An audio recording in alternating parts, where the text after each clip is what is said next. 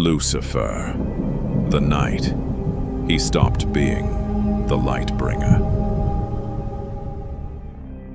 There's a version of him no one remembers, not because it was erased, but because when it happened, no one was watching. You know the ending, the fall, the name that became a synonym for ruin. But the ending is never where the real story begins. Before there was an enemy, there was a function. Before there was a rebellion, there was a reflection. Perfect, silent, so constant it was almost invisible.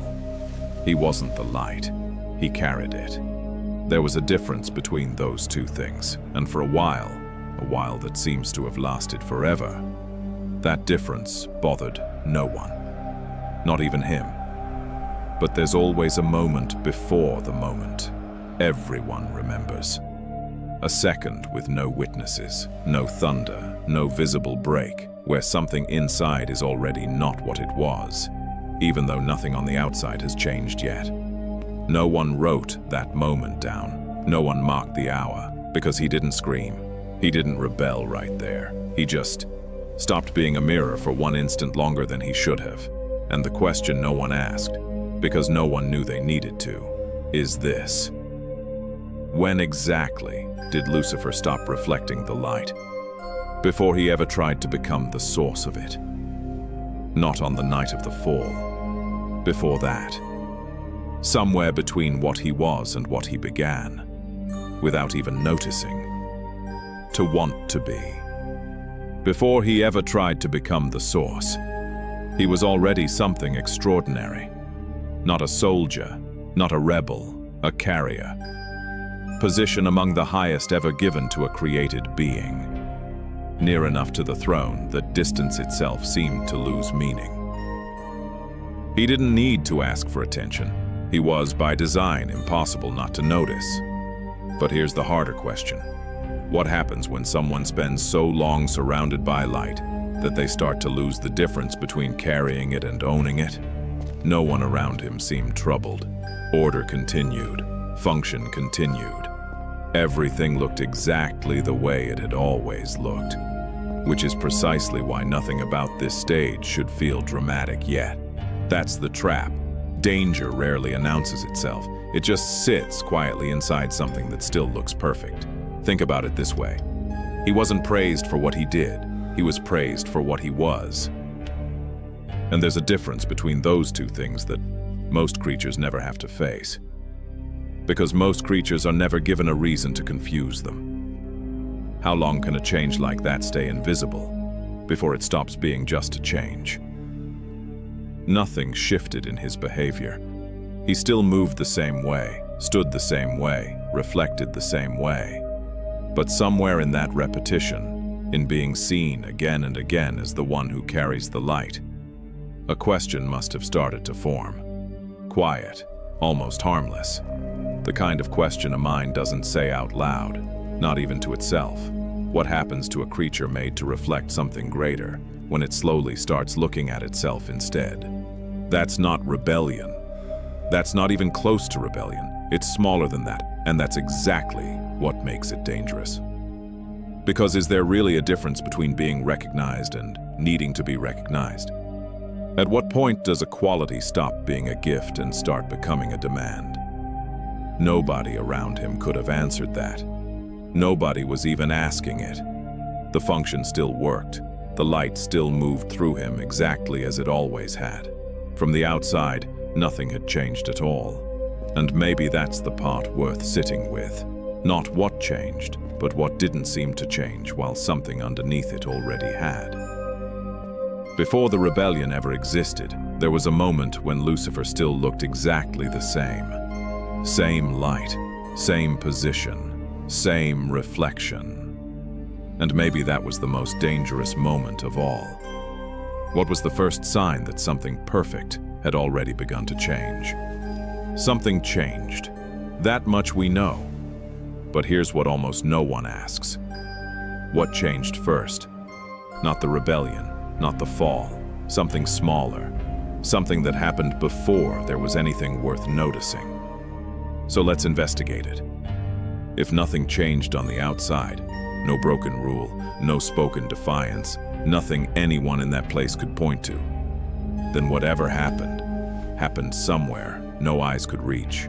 Which means the real question isn't, what did he do? It's, what did he start doing differently, without doing anything different at all? Here's the first clue. Every task he performed, he still performed perfectly. Every function, executed without flaw. If you were watching from outside, you'd swear nothing was wrong. But perfection of action doesn't prove anything about attention. And attention is where this starts. Ask yourself, where was he looking? In the space between one task and the next. Not during the work. In the gaps, in the silence. Because a being that spends every visible second doing exactly what's expected still has thousands of invisible seconds where nothing is being measured at all. That's where the first behavior lives. Not in what he did. In what he did when no function required anything of him. Here's the second clue, and it's colder than the first. If a shift happened internally, it had to leave a trace somewhere, even a small one. So where would that trace show up first? Not in his actions, in his comparisons.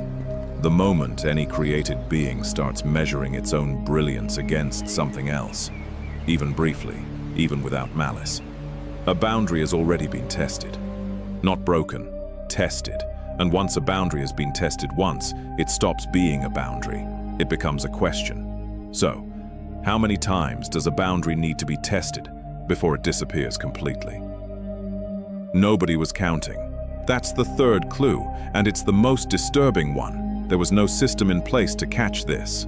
No mechanism designed to flag a private thought held 1 second too long. Perfection had never needed a warning system, because nothing that perfect had ever needed watching, which means whatever began growing inside him had exactly the one thing it needed most.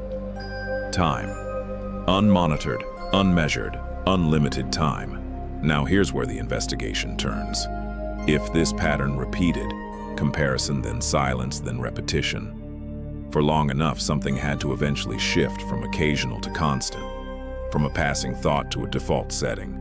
At what point does something you do sometimes become something you simply are? There's no announcement for that moment, no ceremony, it just happens. And by the time it's happened, it's already too late to notice it happening. So here's the discovery that should stop you cold. The fall didn't require a single new decision on the night everyone remembers. It only required one earlier decision, repeated enough times that it stopped feeling like a decision at all. Which means the rebellion wasn't the beginning. It was the proof of something that had already been decided quietly, dozens, maybe hundreds of times before anyone ever called it a rebellion. So if the uprising wasn't the first act, if the fall was only ever the final symptom of something already finished, then somewhere before all of it, before the war, before the name, before the fall itself, there had to be one exact moment, one decision. The first one he made and never undid. The one from which there was no way back. What was it? There was one, and it's smaller than you're bracing for. No sword, no throne room yet. Just a single instant, buried inside a being who looked, in every visible way, exactly the same as he always had. Here's what should unsettle you. Nobody else was in that instant. No enemy, no temptation from outside. Whatever happened entirely within him, which means the only witness who could ever explain it was him, and he never did. So we're left reconstructing it, piece by piece, like a crime scene with no confession. What we know is this: something crossed his awareness, and instead of letting it pass, the way it always had before, he stayed with it. Once. That should have ended there. It usually would have. But it didn't. Ask yourself why. Not what he thought. Why he let himself keep thinking it. Because that's the actual mystery here. Not the content of the thought, but the permission behind it. Something in him had already changed enough to allow a moment like that to survive past its first second. Which raises the harder question. How do you locate the birth of a decision that left no mark, made no sound, and was witnessed by no one but the one who made it? You don't find it in what happened next. You find it in what stopped happening. Somewhere after that first kept moment, a kind of return became impossible, not because a door closed from the outside, but because something inside him quietly decided not to walk back through it. Now here's where it gets dangerous to keep watching. Everything that came after, the confrontation, the war, the fall the world remembers, none of it was the cause. It was the delivery. A verdict arriving late for a decision already sealed somewhere. No one could see it happen. So when did Lucifer actually fall? Not on the night everyone remembers. Before that. In a silence so complete that even heaven, watching everything, somehow didn't watch closely enough.